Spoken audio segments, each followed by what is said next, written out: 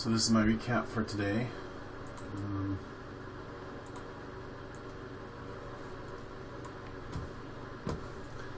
So currently right now,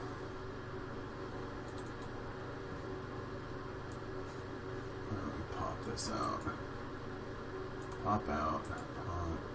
No, I don't always on top. Commit. Alright.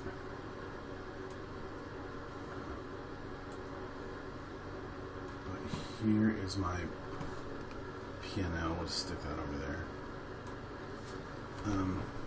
So Twitter was my first trade.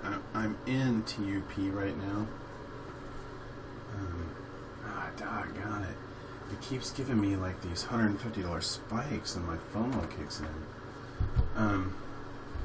So then I take profits, and I know this thing's going to really go high because we have a 15-minute RSI of like 9, and it was at 4 for a long time, so at some point there's going to be a short squeeze. But moreover, I don't really want to get out until I start seeing histogram weakness, momentum to the upside stopping, just something. Yeah, it's just really, really tough to fight the fear of missing out on letting your winners run. So I'm getting clobbered a little bit here, but I don't really care. I would give it to 27 probably. If it got down to 27.49, I'd probably add more. And the reason is,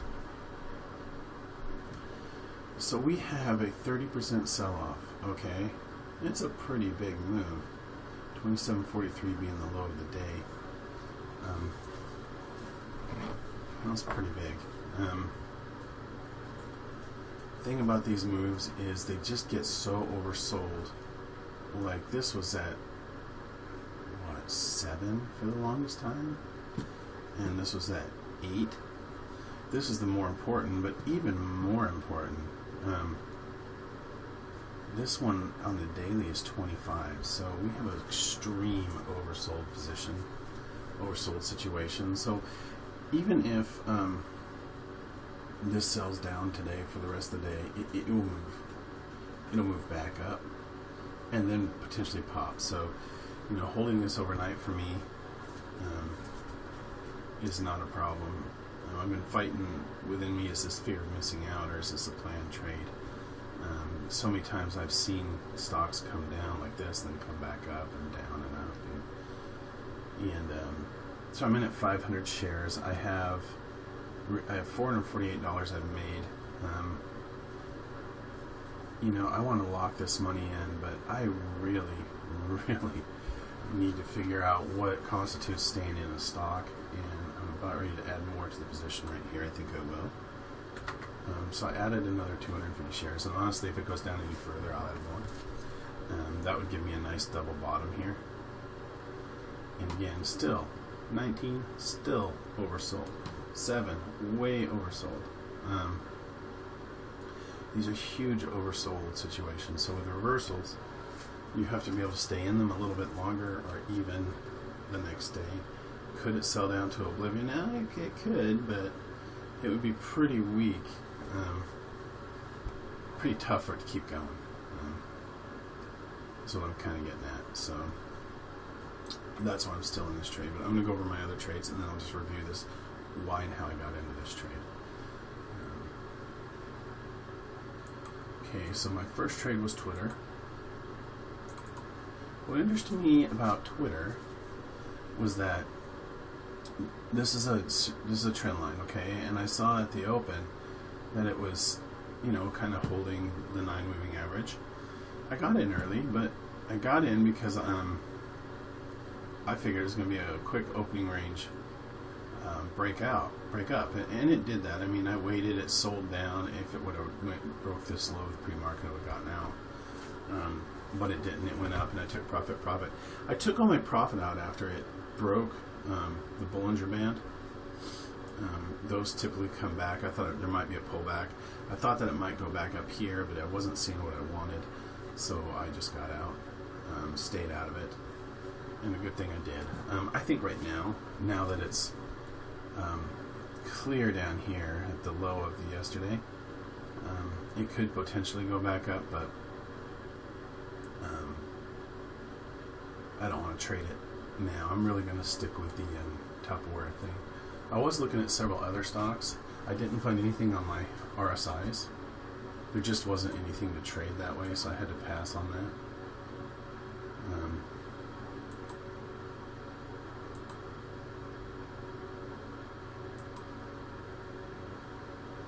So VOD was something I was looking at too as well. It had gapped up. I thought it potentially maybe go back up, and maybe it still will, but not my thing. BTI, doggone it, man. BTI had gapped up here, 34.33, sold up to the $0.50, and then it sold off. I'm in another stock, so I'm going to miss this move. My inclination is it'll sell down probably, no, I wouldn't sell that far, but at least to right here at 34.15, or potentially somewhere here at 34, maybe the whole number. Yeah, I mean, and look right here, there's a moving average. The other stock I was looking at was Intel, but it had news on it, so I don't want to trade it. PFE, it spiked up and sold off. Nice MACD cross here, but on these MACD crosses, guess what? Rising 3, then sell off. Oh, maybe that's the play. I'll have to learn that. That would be a good one to learn. And then JNPR, big gap down and heading back up. But I wasn't even looking at that in Con. See, Con has a gap up, and I said to myself, if it gets up to this 2186, that could be a nice top reverse. So, but I think I'm just going to put a lot into Tupperware here and just see what it is. It has a dividend cut, and those are pretty major. When we cut somebody's dividend, I mean, people are wanting out of that. I think they canceled it, guided lower, had bad earnings. I don't know, whatever it is, but there's a lot going for it for me on this stock. And I actually took it based on the RSI strategy. I actually took it long here when it threw this topping tail or bottom tail, and then sold up into the Bollinger Band. When it broke the Bollinger Band, for me, I got out and I let it sell down. I kind of thought when it kind of flattened out here, I mean, just so oversold. I thought I'd get a move up here. I didn't. I got stopped out. Went long. It did pop up. I sold. Then I went long again when it broke this Bollinger Band, and it's kind of coming over to. I thought I was getting ready to go again. It didn't. Sold down, established another low of the day. I went ahead and added more. I had to wait through all this. Popped up. I sold.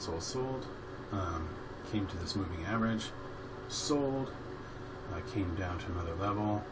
Sold at the upper Bollinger Band. I don't know if you're. Well, there's a theme song here. And then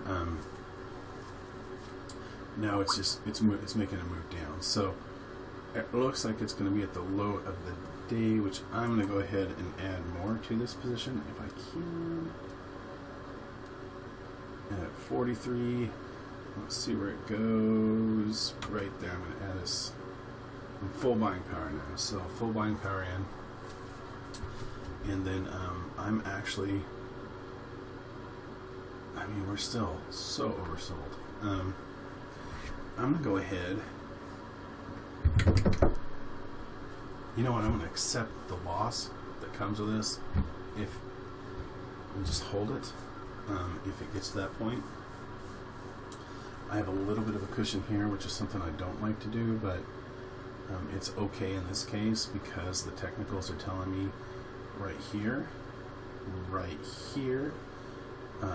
kind of right here, volume's kind of spotty, and then the fact that short selling restriction, I never have luck with that going short, but there's going to be a short squeeze at some point. It's going to rocket, it's going to go back up. So I'm going to trade my plan. Looks like I scalped it along the way, so we'll just see what happens. My inclination is this will flatten out, could just fizzle down all day. Could put me at 26, I don't know, but I would say 26.50 would be my max pain, but I don't really see it going there. Could. You never know these dumb things. But... Alright, I'll do a recap to my recap. So, alright. That's it.